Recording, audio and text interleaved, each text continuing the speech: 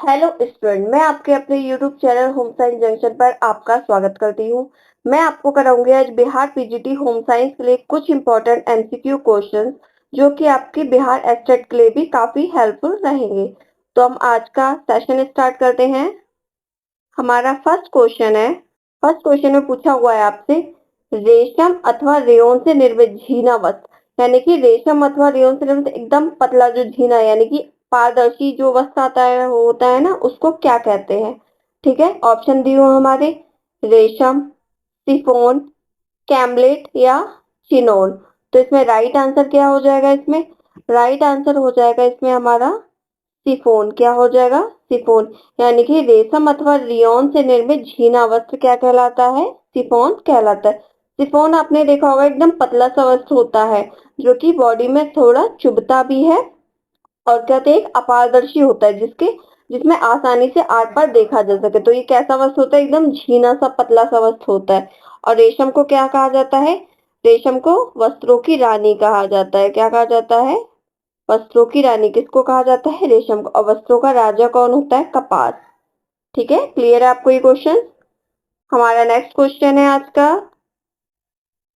Question में पूछा हुआ है ग्रह विज्ञान है, तो आपको ये बताना है ग्रह विज्ञान क्या है। ऑप्शन दिए हुए हैं इसमें, केवल लड़कियों के लिए है ग्रह विज्ञान, या केवल लड़कों के लिए है, या न लड़कों या न लड़कियों के लिए है, या लड़कों और लड़कियों दोनों के लिए है। तो आपको इसका आंसर देना है। तो ग्रह विज्ञान किसके लिए है? ग्रह विज्ञान लड़कों और लड़कियों दोनों के लिए उपयोगी होता है, यानी कि ऑप्शन नंबर डी हो जाएगा हमारा राइट आंसर। क्या है? गृह विज्ञान लड़कों और लड़कियों दोनों के लिए उपयोगी होता है। अच्छा, एक क्वेश्चन हमारा एक प्रीवियस क्लास में और आता है कि गृह विज्ञान किसके लिए इम्पोर्टेंट, तो इसमें ये ऑप्शन ना होकर ऑप्शन ये था कि गृहिणी के लिए, समाज के लिए, परिवार तब उसमें क्या आंसर था हमारा? तब उसमें आंसर था हमारा समाज के लिए। मतलब हमें जो क्वेश्चन दिए तो जो ऑप्शन दिए हुए हैं ना, तो हमको दिए हुए ऑप्शन के अकॉर्डिंग उसके आंसर देने होते हैं। ठीक है, तो लड़कों और लड़कियों दोनों के लिए क्या इंपॉर्टेंट होता है? गृह विज्ञान। गृह विज्ञान दो शब्दों से मिलकर बना है, गृह प्लस विज्ञान। गृह का मतलब क्या होता है? घर, तथा विज्ञान का अर्थ होता है क्रमबद्ध ज्ञान। ठीक है, ये हम लोग कब से पढ़ते चले आ रहे हैं? ये हम लोग 6th क्लास से पढ़ते हुए चले आ रहे हैं गृह विज्ञान का अर्थ। ठीक है, आज का हमारा नेक्स्ट क्वेश्चन है। क्वेश्चन में पूछा हुआ है, सिलाई करते समय उंगली की रक्षा के लिए किस साधन का प्रयोग किया जाता है? तो इसमें ऑप्शन दे रखे हैं। ऑप्शन ए हमारा निडल क्लैम्प, ऑप्शन बी हमारा थिम्बल, ऑप्शन सी हमारा pin cushion and last option है हमारा बॉबिन। तो इसमें राइट आंसर क्या हो जाएगा हमारा? इसमें राइट आंसर हो जाएगा हमारा ऑप्शन बी, यानी कि थिम्बल। तो सिलाई करते समय उंगली की रक्षा करने के लिए किस साधन का प्रयोग किया जाता है? हम थिम्बल पहनते हैं। ये ठीक है, क्या पहनते हैं हम? थिम्बल। ये हमारी उंगली का एक कैप टाइप, मान लो कि कैप टाइप हो जाता है। इससे क्या होता है? इससे हमारी उंगली में सुई जो होती है वो चुभती नहीं है। ये एक मेटल का बना होता है। क्या होता है? थिम्बल। थिम्बल इस टाइप का बना होता है, कैप टाइप का बना होता है। किसका बना होता है? कैप टाइप का बना होता है, मेटल का होता है। तो हम इससे क्या होता है? इससे हमारी उंगलियों की रक्षा होती है। आज का हमारा नेक्स्ट क्वेश्चन है। क्वेश्चन में पूछा हुआ है, सिलाई मशीन के निम्नलिखित में से किस भाग में क्रकंचित छोर, क्या सिलाई मशीन के किस भाग में क्रकंचित छोर होते हैं? तो इसमें ऑप्शन दिए हुए हैं। इसमें ऑप्शन ए हमारा प्रेशर फुट। क्या हो जाएगा? Pressure foot. ऑप्शन बी हमारा फीड डॉग, ऑप्शन सी हमारा throat plate and last option है हमारा ऑसिलेटिंग हुक। क्या है? Oscillating hook. तो इसमें राइट आंसर हो जाएगा हमारा, क्या हो जाएगा?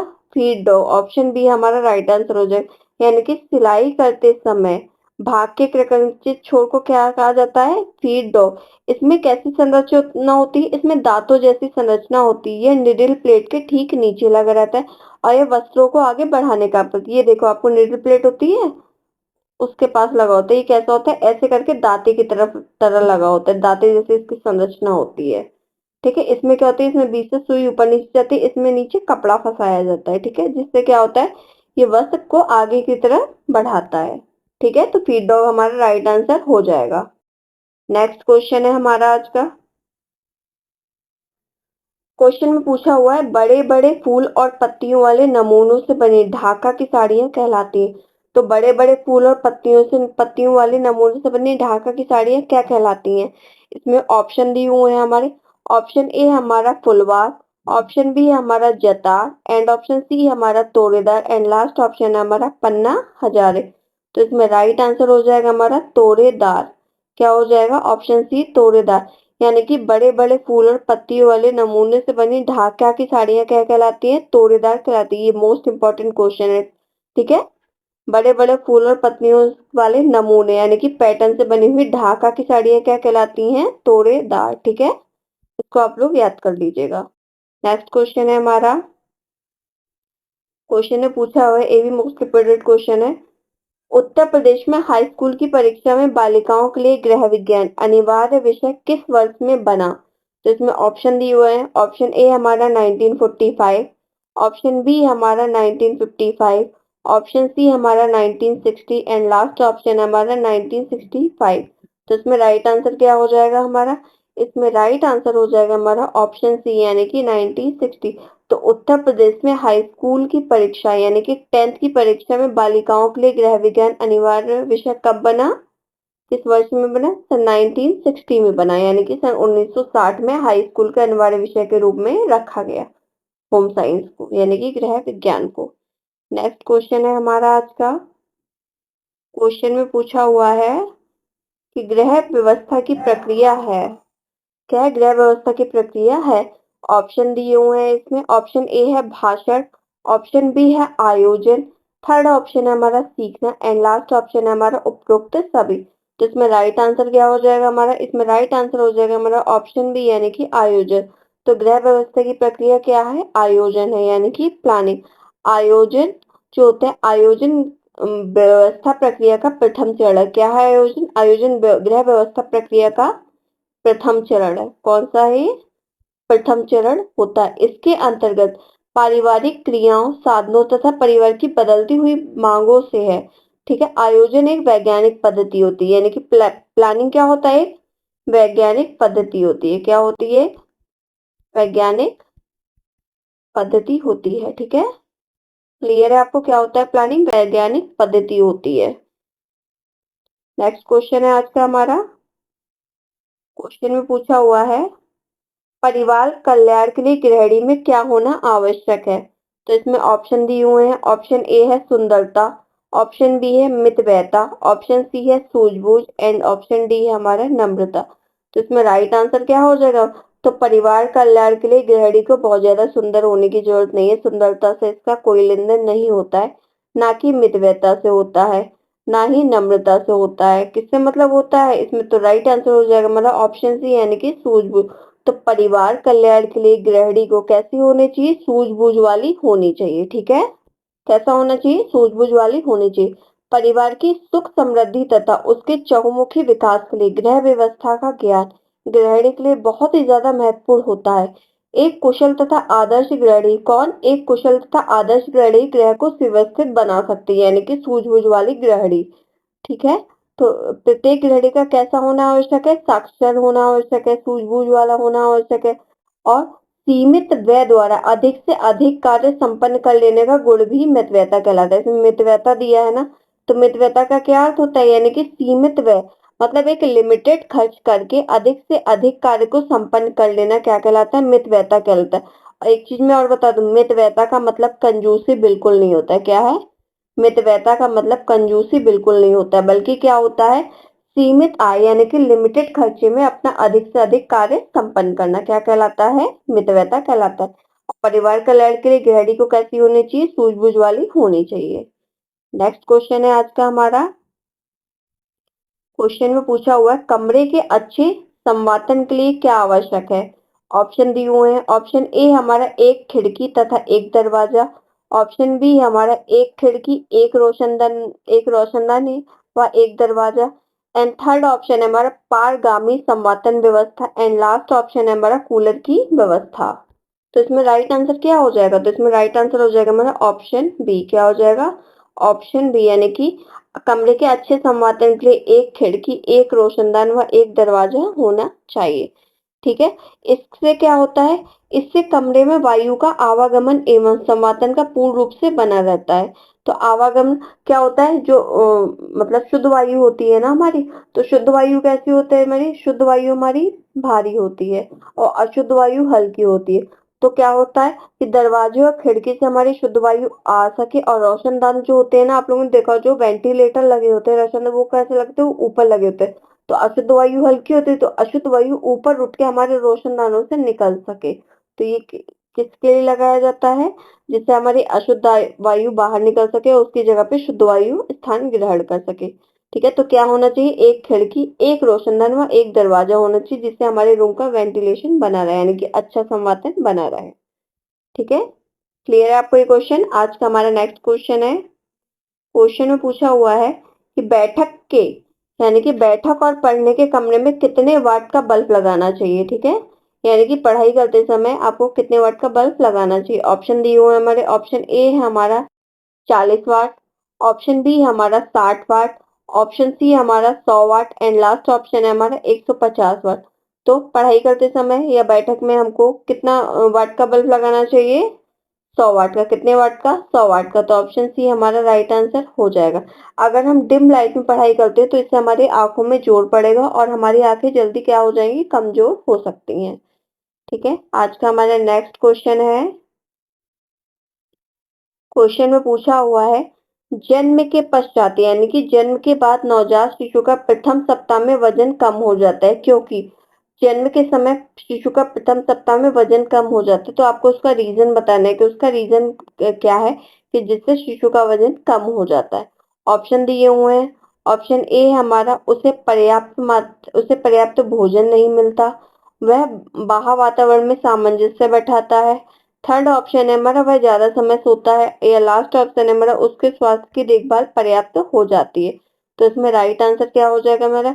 इसमें राइट आंसर हो जाएगा हमारा ऑप्शन बी, यानी कि वह बाह्य वातावरण में सामंजस्य बैठाता है, इस वजह से शिशु का प्रथम सप्ताह में वजन कम हो जाता है। तो शिशु क्या होता है? शिशु जन्म लेते ही एकदम नए एनवायरनमेंट में आता है, तो उसकी देखभाल की ज्यादा जरूरत पड़ती है। वह धीरे धीरे नए वातावरण में अपना बाह्य वातावरण, नए वातावरण या बाहरी वातावरण में क्या करता है? अपना सामंजस्य बैठाता है।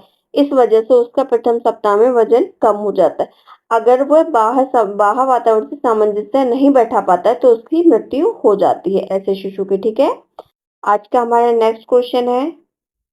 क्वेश्चन में पूछा हुआ बालक के विकास के लिए सहायक है, तो आपको ये बताना है कि बालक के विकास के लिए क्या सहायक है। ऑप्शन दिए हुए हैं इसमें। ऑप्शन ए हमारा माता पिता, ऑप्शन बी है विद्यालय, ऑप्शन सी है हमारा समाज एंड लास्ट ऑप्शन है हमारा उपरोक्त सभी। तो बालक के विकास में माता पिता सहायक होते हैं, विद्यालय भी सहायक होता है, समाज, ये तीनों ही बालक के विकास के लिए महत्वपूर्ण भूमिका निभाते हैं। तो इसमें राइट आंसर हो जाएगा हमारा ऑप्शन डी, यानी कि उपरोक्त सभी।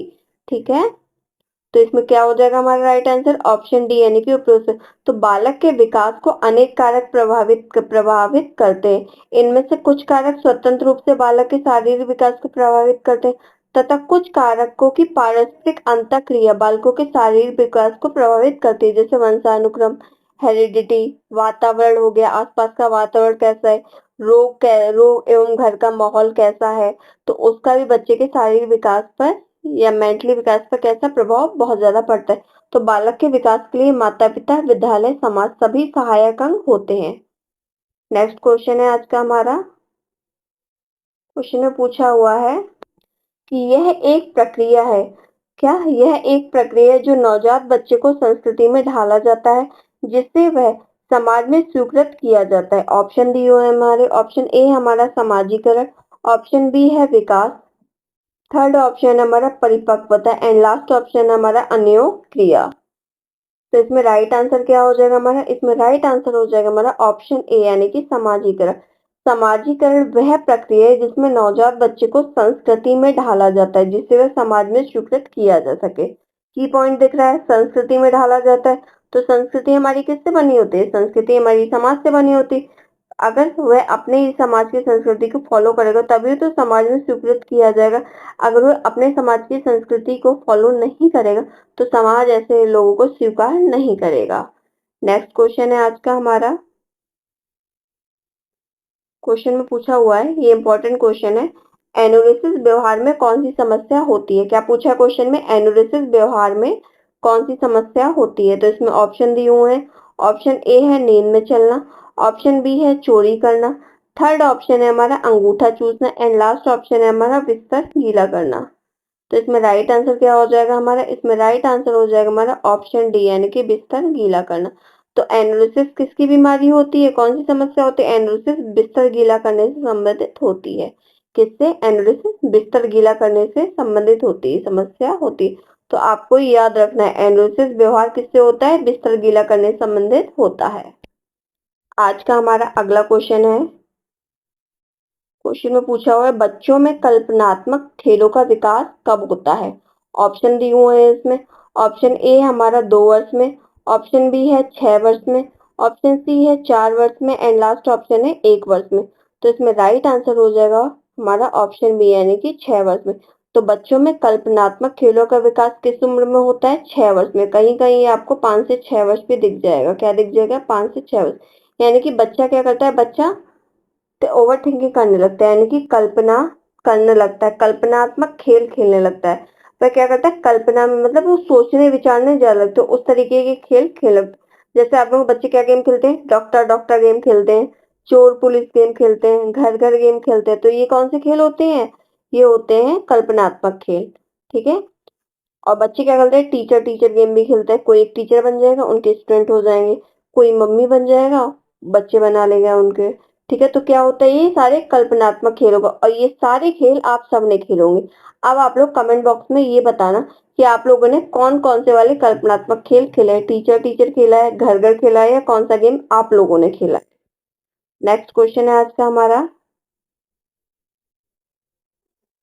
क्वेश्चन में पूछा हुआ है मानव शरीर में ऑक्सीजन को ले जाने वाला वाहक है। तो आपको ये बताना है कि मानव शरीर में ऑक्सीजन को ले जाने वाला वाहक कौन सा है। इसमें ऑप्शन दिए हुए हैं हमारे, ऑप्शन ए है हमारा कैल्शियम, ऑप्शन बी है फास्फोरस, ऑप्शन सी है हीमोग्लोबिन एंड लास्ट ऑप्शन है हमारा ग्लोबिन। ठीक है। तो इसमें राइट आंसर क्या हो जाएगा हमारा, इसमें राइट आंसर हो जाएगा हमारा ऑप्शन सी यानी कि हीमोग्लोबिन। तो मानव शरीर में ऑक्सीजन को ले जाने वाला वाहक कौन सा होता है, हीमोग्लोबिन है। और जो हीमोग्लोबिन होता है, हीमोग्लोबिन एक प्रकार का प्रोटीन होता है। क्या होता है, हीमोग्लोबिन एक प्रकार का प्रोटीन होता है जिससे आयरन पाया, जिसमें क्या पाया जाता है, जिसमें आयरन या लौह तत्व पाया जाता है। हीमोग्लोबिन शरीर में ऑक्सीजन को एक हिस्से से दूसरे हिस्से तक पहुंचाता है, शरीर के प्रत्येक हिस्से से, और क्या करता है, और शरीर के प्रत्येक हिस्से से कार्बन डाइऑक्साइड को हृदय तक लाने का कार्य करता है, जिससे हृदय पंप कर निश्वसन के माध्यम से बाहर निकाल देता है। ठीक है, क्लियर है। तो क्या है, हीमोग्लोबिन एक प्रकार का क्या होता है, प्रोटीन होता है जिसमें आयरन या लौह तत्व पाया जाता है। हीमोग्लोबिन शरीर में ऑक्सीजन को एक हिस्से से दूसरे हिस्से तक पहुंचाता है और शरीर में प्रत्येक हिस्से से क्या करता है, कार्बन डाइऑक्साइड को हृदय तक लाने का कार्य करता है। किसको, कार्बन डाइऑक्साइड को, किसको, कार्बन डाइऑक्साइड को हृदय तक लाने का काम करता है। जिससे क्या होता है, जिससे हृदय पंप का निश्वसन के माध्यम से बाहर निकाल देता है। तो जब हम सांस लेते हैं तो कौन सी गैस लेते हैं, ऑक्सीजन गैस लेते हैं, कार्बन डाइऑक्साइड छोड़ते हैं। ठीक है। नेक्स्ट क्वेश्चन है आज का हमारा, क्वेश्चन में पूछा हुआ है कि स्वस्थ रहने के लिए व्यायाम आवश्यक है क्योंकि ये शरीर को बनाता है। तो स्वस्थ रहने के लिए आपको व्यायाम क्यों आवश्यक है ये बताना है। और इससे यह शरीर को क्या बनाता है, आलसी व निष्क्रिय बनाता है, क्रियाशील व स्वस्थ बनाता है, या आलसी व स्वस्थ बनाता है, या निष्क्रिय व स्वस्थ बनाता है। अब यहाँ हमें क्या करना है, पॉजिटिव वाले ऑप्शन सर्च करने हैं। तो आलसी व निष्क्रिय ये कैसा है, ये तो हमारा नेगेटिव ऑप्शन है। क्रियाशील व स्वस्थ ये कौन सा हो जाएगा, ऑप्शन बी हमारा राइट आंसर हो जाएगा। ठीक है। इसमें क्रियाशील और स्वस्थ दोनों क्या है, दोनों हमारे पॉजिटिव आंसर दिए हुए हैं। इसी तरह इसमें आलसी क्या हो जाएगा, आलसी हमारे नेगेटिव हो जाएगा। इसमें निष्क्रिय हमारा क्या हो जाएगा, नेगेटिव पॉइंट हो जाएगा। तो स्वस्थ रहने के लिए व्यायाम आवश्यक होता है क्योंकि यह शरीर को क्या बनाता है, क्योंकि यह शरीर को क्रियाशील व स्वस्थ बनाता है। नेक्स्ट क्वेश्चन है आज का हमारा, क्वेश्चन में पूछा हुआ है कि जन स्वास्थ्य शिक्षा के सक्रिय संगठन कौन से हैं। यानी कि जन स्वास्थ्य शिक्षा, जन स्वास्थ्य से क्या मतलब, जन का मतलब होता है लोगों के बारे, सब जन, यानी कि लोगों के बारे में, स्वास्थ्य, लोगों को स्वास्थ्य की जानकारी देना और लोगों के बारे में जानकारी पता करना कि हमारी इंडिया की जो स्वास्थ्य रोग है ना वो कितना है। ठीक है, क्या है, जो उनकी मतलब रोग की स्थिति है वो कितनी, जैसे अभी कोविड फिर दोबारा लौट आया है तो ये जन स्वास्थ्य के माध्यम से ही तो पता चलता है, लोगों को जानकारी दी जाती है कि कोविड में क्या करना चाहिए, क्या नहीं करना चाहिए। और इससे हमारे लोगों को स्वास्थ्य का भी पता चलता है कि कितने हमारे कोविड के केस निकलते हैं। तो शिक्षा को जन स्वास्थ्य शिक्षा यानी कि लोगों को शिक्षा दी जाती है। तो इसके सक्रिय संगठन कौन कौन से हैं? ऑप्शन दी हुआ हमारे, ऑप्शन ए हमारा केंद्रीय स्वास्थ्य मंत्रालय, ऑप्शन बी हमारा विश्व स्वास्थ्य संगठन यानी कि WHO, थर्ड ऑप्शन है हमारा राज्य स्वास्थ्य विभाग तथा स्थानीय निकाय, एंड लास्ट ऑप्शन है हमारा उपयुक्त सभी। तो इसमें राइट आंसर क्या हो जाएगा हमारा? जन स्वास्थ्य शिक्षा के सक्रिय संगठन के अंतर्गत हमारा केंद्रीय स्वास्थ्य मंत्रालय भी आता है, विश्व स्वास्थ्य संगठन भी आता है और राज्य स्वास्थ्य विभाग तथा स्थानीय निकाय भी आता है। तो इसमें राइट आंसर हो जाएगा हमारा ऑप्शन डी यानी कि उपयुक्त सभी। ठीक है, तो ये तीनों ही जन स्वास्थ्य शिक्षा के सक्रिय संगठन होते हैं। नेक्स्ट क्वेश्चन है आज का हमारा।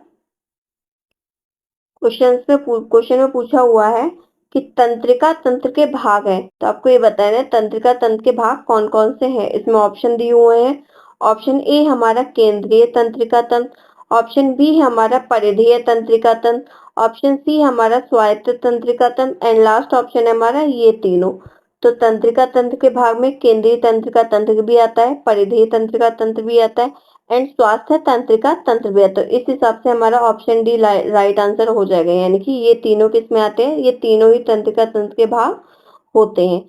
तंत्रिका तंत्र हमारे शरीर का महत्वपूर्ण तंत्र होता है जो शरीर के विभिन्न अंगों तथा उनके कार्यों के मध्य क्या करता है? सामंजस्य बनाता है तथा उनके समस्त क्रियाओं का नियंत्रण एवं नियमन करता है। ठीक है, तो तंत्रिका तंत्र के भाग कौन कौन से होते हैं? तीन भाग, केंद्रीय तंत्रिका तंत्र, परिधीय तंत्रिका तंत्र और स्वायत्त तंत्रिका तंत्र। नेक्स्ट क्वेश्चन है आज का हमारा। अगर आपको क्लास अच्छी लग रही हो तो आप लोग क्लास को लाइक कर दीजिए, शेयर कर दीजिए एंड चैनल को सब्सक्राइब जरूर कर लीजिएगा। क्वेश्चन दिया हुआ है हमारा, इस क्वेश्चन में आपसे पूछा हुआ है, ये इंपॉर्टेंट क्वेश्चन है। जब ध्वनि ग्राम को एक साथ कर उन्हें शब्द बनाने के लिए मिलाया जाता है तब रूपग्राम बनता है। ठीक है, जब ध्वनि ग्राम को एक साथ कर उन्हें शब्द बनाने के लिए मिलाया जाता है तब क्या बनता है? तब रूपग्राम बनता है। और जहां ध्वनि ग्राम होते हैं वहां क्या होता है? ऑप्शन दिए हो हमारे, ऑप्शन ए है लकारी वाले, ऑप्शन बी है तुतलाने वाले, ऑप्शन सी हमारा भाषा बनाने वाली ध्वनि, एंड लास्ट ऑप्शन है हमारा पूजन करने वाले। तो इसमें राइट आंसर क्या हो जाएगा हमारा? राइट आंसर हो जाएगा हमारा ऑप्शन सी यानी कि भाषा बनाने वाले ध्वनि। तो जब ध्वनि ग्राम को एक साथ कर उन्हें शब्द बनाने के लिए मिलाया जाता है तब रूपग्राम बनता है। और जहां ध्वनि ग्राम होते हैं वहां क्या होता है? भाषा बनाने वाली ध्वनि होती है। ठीक है, क्लियर है आपको ये क्वेश्चन? ये मोस्ट इंपॉर्टेंट क्वेश्चन है, कई बार रिपीट हो चुका है ये। नेक्स्ट क्वेश्चन है आपका। इस क्वेश्चन में पूछा हुआ है कि परिवार एवं शिशु कल्याण के लिए सबसे बड़ा सरकारी कार्यक्रम कौन सा है। ठीक है, आपको क्या बताना है? परिवार एवं शिशु कल्याण के लिए सबसे बड़ा सरकारी कार्यक्रम कौन सा है? ऑप्शन दिए हुए हैं इसमें। ऑप्शन ए हमारा welfare extension project, option B हमारा applied nutrition program, option C हमारा ICDS प्रोग्राम क्या है? ICDS program, and option D हमारा स्कूल मील प्रोग्राम। तो परिवार एवं शिशु कल्याण के लिए सबसे बड़ा सरकारी प्रोग्राम है हमारा ICDS प्रोग्राम। क्या है हमारा? ICDS प्रोग्राम, यानी कि ऑप्शन सी हमारा राइट आंसर हो जाएगा। भारत में स्कूल पूर्व बालकों एवं गर्भवती धात्री माताओं के स्वास्थ्य में सुधार लाने के लिए इस योजना की शुरुआत कब की गई थी? 1975 में की गई थी। कब की गई थी? 1975 में की गई थी। और आप लोगों का होमवर्क ये है कि आप लोग कमेंट सेक्शन में ICDS की फुल फॉर्म बताओगे। मुझे क्या बताओगे? ICDS की फुल फॉर्म आपको बताना है किसमें? कमेंट सेक्शन में। ठीक है, और ये प्रीवियस ईयर क्लास में मैं करा चुकी हूँ ICDS की फुल फॉर्म। अगर आप लोगों ने प्रीवियस क्लास नहीं देखी हो तो आप लोग प्लेलिस्ट में जाकर देख सकते हैं। नेक्स्ट क्वेश्चन है आज का। क्वेश्चन में पूछा हुआ है कि वस्तु के स्थायित्व ऑब्जेक्ट परमानेंस की धारणा दावा करती है। ऑप्शन दिए हुए हैं इसमें। ऑप्शन ए है हमारा वस्तु के अदृश्य हो जाने पर यदि पुनः प्राप्त किया जाए तो प्रकट हो जाएगी। ऑप्शन बी है हमारा माँ की उपस्थिति वस्तु के स्थायित्व को बलपूर्वक बताती है। ऑप्शन सी है हमारा सालापूर्व बच्चे की भाषा संबंधी योग्यता, एंड लास्ट ऑप्शन है हमारा कि वस्तुएं विद्यमान रहती है चाहे दृष्टि से ओझल हो गई हो। तो इसमें राइट आंसर क्या हो जाएगा हमारा? ऑब्जेक्ट परमानेंस का मतलब होता है कि वस्तुएं विद्यमान है चाहे दृष्टि से ओझल हो गई है। तो इसमें ऑप्शन डी हमारा राइट आंसर हो जाएगा। क्या हो जाएगा? ऑप्शन डी हमारा राइट आंसर हो जाएगा। ऑब्जेक्ट परमानेंस होता है कि बच्चे को अगर कोई चीज दी जाए, उसे बच्चे को कोई टॉय दे दिया जाए और वो टॉय बच्चे से थोड़ी देर बाद लेके लेके क्या किया जाए, लेके उससे छुपा लिया जाए और बच्चे से क्या बोलते हैं हम लोग? बिल्ली लेगी। तो बच्चा रोता रहता है जब तक उसे वो टॉय नहीं मिल जाए, क्योंकि बच्चा ये जानता है कि वो टॉय यहीं पे है, बल्कि कहीं गया नहीं। तो ये धारणा क्या कहलाती है? ये होता है ऑब्जेक्ट परमानेंस, यानी कि वस्तुएं विद्यमान रहती है चाहे हमारी नजरों के सामने से ना हो, पर वाकई में वस्तु होती है। ठीक है, तो वस्तु के स्थायित्व ऑब्जेक्ट परमानेंस की धारणा दावा करती है कि वस्तुएं विद्यमान रहती है चाहे दृष्टि से ओझल हो गई है। क्लियर है आपको ये क्वेश्चन? नेक्स्ट क्वेश्चन है आज का हमारा। क्वेश्चन में पूछा हुआ है, गृह सज्जा से तात्पर्य, आपको ये बताना है गृह सज्जा से क्या तात्पर्य है। ऑप्शन दिए हुए हमारे, ऑप्शन ए हमारा कम स्थान, कम खर्च, कम समय में घर को सजाना। ऑप्शन बी हमारा कम स्थान, अधिक खर्च, कम समय में घर को सजाना। ऑप्शन सी हमारा अधिक स्थान, कम खर्च, अधिक समय में घर को सजाना। एंड लास्ट ऑप्शन है हमारा उपयुक्त में से कोई नहीं। तो इसमें राइट आंसर क्या हो जाएगा हमारा? इसमें राइट आंसर हो जाएगा हमारा कम स्थान, कम खर्च और कम समय में घर को सजाना क्या कहलाता है?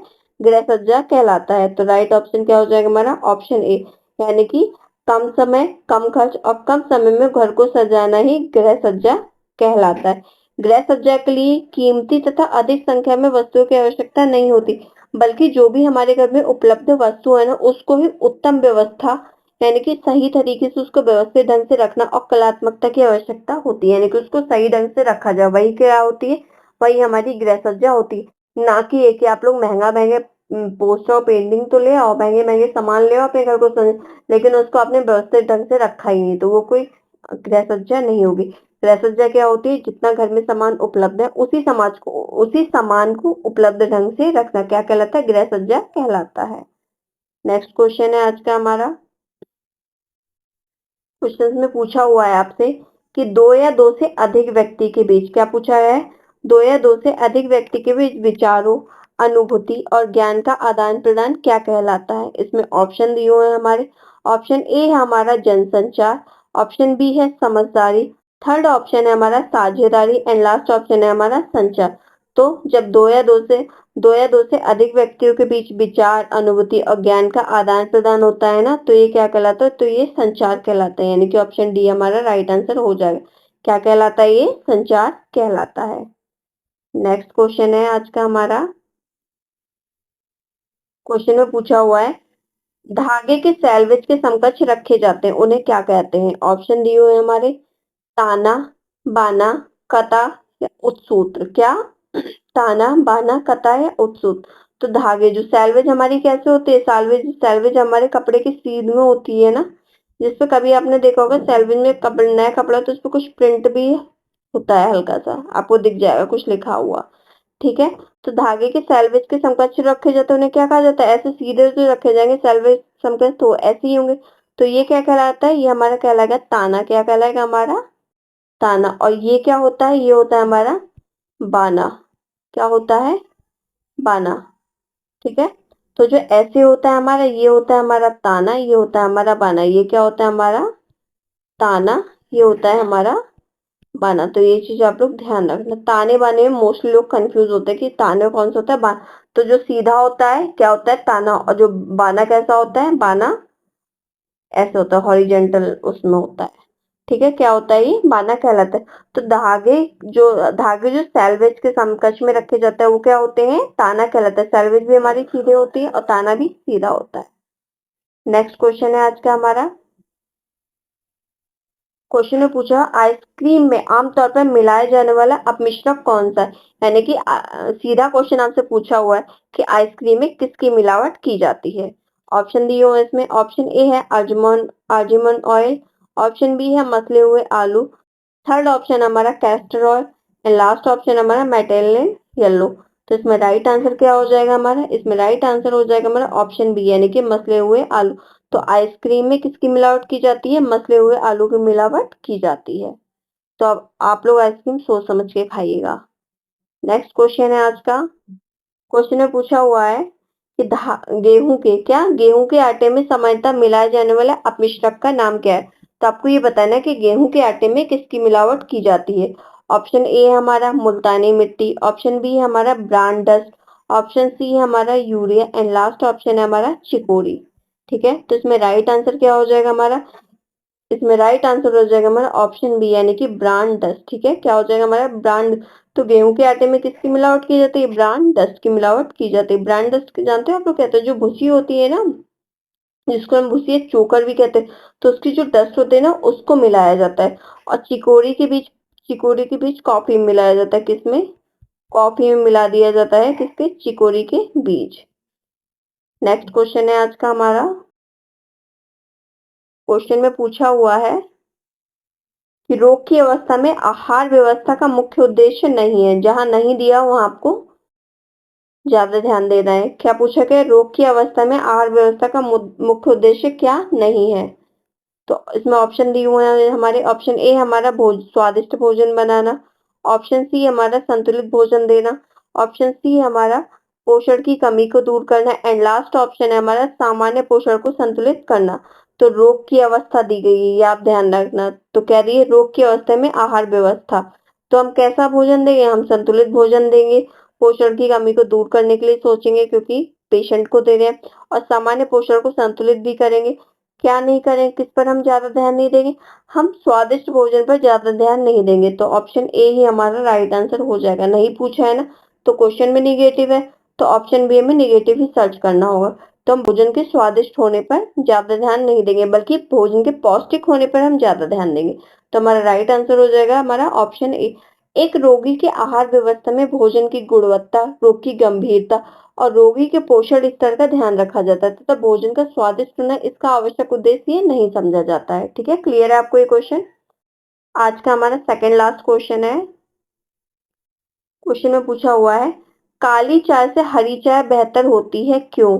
आपको ये बताना है कि काली चाय से हरी चाय बेहतर क्यों होती है। इसमें ऑप्शन दिए हुए हैं हमारे। ऑप्शन ए हमारा उसमें अधिक एंटीऑक्सीडेंट पाए जाते हैं, ऑप्शन बी हमारा वह हल्की होती है, ऑप्शन सी है इसमें क्लोरोफिल पाया जाता है एंड लास्ट ऑप्शन है हमारा वह देखने में सुंदर होती है। तो इसमें राइट आंसर हो जाएगा हमारा ऑप्शन ए यानी कि उसमें अधिक एंटीऑक्सीडेंट पाए जाते हैं, इसलिए काली चाय से हरी चाय बेहतर होती है। काली चाय से बेहतर हरी चाय को माना जाता है क्योंकि हरी चाय में क्या होता है, 10 से 40 क्या 10 से 40 mgs, 10 से 40 mgs इसकी यूनिट होती है। mgs पॉलीफेनॉल्स नामक पदार्थ पाया जाता है। क्या, पॉलीफेनॉल्स नामक पदार्थ पाया जाता है जो एंटीऑक्सीडेंट का कार्य करता है। ब्लैक टी और ग्रीन टी दोनों ही किसके पेड़ की पत्तियों से बनाई जाती है, दोनों ही कैमेलिया सेंसिस नाम की पेड़ की पत्तियों से बनाई जाती है। लेकिन काली और हरी चाय में मुख्य अंतर यह होता है कि काली चाय फर्मेंटेशन से बनाई जाती है। किससे बनाई जाती है काली चाय, फर्मेंटेशन से, जबकि हरी चाय को फर्मेंटेशन से नहीं गुजरना पड़ता, यानी कि हरी चाय को फर्मेंटेशन से नहीं बनाया जाता। तो जब फर्मेंटेशन किया जाता है तो इसके दौरान चाय के कई नेचुरल फायदेमंद जो तत्व होते हैं ना वो बाहर निकल जाते हैं। तो इसलिए क्या होता है, इसलिए हरी चाय ज्यादा बेटर होती है काली चाय से। WHO के अनुसार यह कहा जाता है कि फर्मेंटेशन से बने खाद्य पदार्थों से एथिल कार्बोनेट नामक, कौन सा, ethyl ethyl carbonate, ethyl carbonate नामक कैंसर कारक पदार्थ बन जाता है। इस हिसाब से स्वास्थ्य की दृष्टि से हरी चाय यानी कि ग्रीन टी को ज्यादा बेटर माना जाता है। नेक्स्ट क्वेश्चन आज का हमारा, ये आज का हमारा लास्ट क्वेश्चन है। क्वेश्चन में पूछा हुआ है विटामिन D3 को इस नाम से भी जाना जाता है। आपको लोगों को ये बताना कि विटामिन D3 को किस नाम से जाना जाता है। ऑप्शन दिए हुए हैं। ऑप्शन ए है हमारा कोलेकैल्सिफेरॉल, ऑप्शन बी हमारा एर्गोकैल्सिफेरॉल, ऑप्शन सी है रेटिनल एंड लास्ट ऑप्शन हमारा टोकोफेरॉल। तो इसमें राइट आंसर क्या हो जाएगा हमारा, इसमें राइट आंसर हो जाएगा हमारा ऑप्शन ए यानी कि कोलेकैल्सिफेरॉल। तो विटामिन D3 को किस नाम से जाना जाता है, कोलेकैल्सिफेरॉल के नाम से जाना जाता है। विटामिन D2 के दो रूप होते हैं, कौन से, दो रूप होते हैं। एक होता है D2, क्या होता है, एक होता है हमारा D2, एक होता है हमारा D3। तो D2 को किस नाम से जानते हैं, D2 को हम नाम से जानते हैं अर्गो कैल्सिफेरॉल, किस नाम से, अर्गो कैल्सिफेरॉल के नाम से जानते हैं। और D3 को किस नाम से जानते हैं, D3 को कोलेकैल्सिफेरॉल के नाम से जानते हैं। और जो D2 होता है ना, विटामिन D2 ये वनस्पति जगत से प्राप्त होता है। किससे प्राप्त होता है ये, वनस्पति जगत से प्राप्त होता है। और D3 किससे प्राप्त होता है? D3 प्राप्त होता है जंतु जगत से। किससे प्राप्त होता है D3? जंतु जगत से प्राप्त होता है। तो D3 को किस नाम से जाना जाता है? कॉलीकैल्सिफेरॉल। तो आज की क्लास को हम यही खत्म करते हैं। आप लोग कमेंट सेक्शन में जरूर बताइएगा कि आपको क्लास कैसी लगी, क्वेश्चंस कैसे लगे, क्वेश्चंस का लेवल कैसा लगा। ठीक है, आप लोगों को अगर क्लास अच्छी लगी हो तो आप क्लास को लाइक कर दीजिएगा एंड चैनल को सब्सक्राइब जरूर कर लीजिएगा और शेयर भी कर दीजिएगा। Thank you.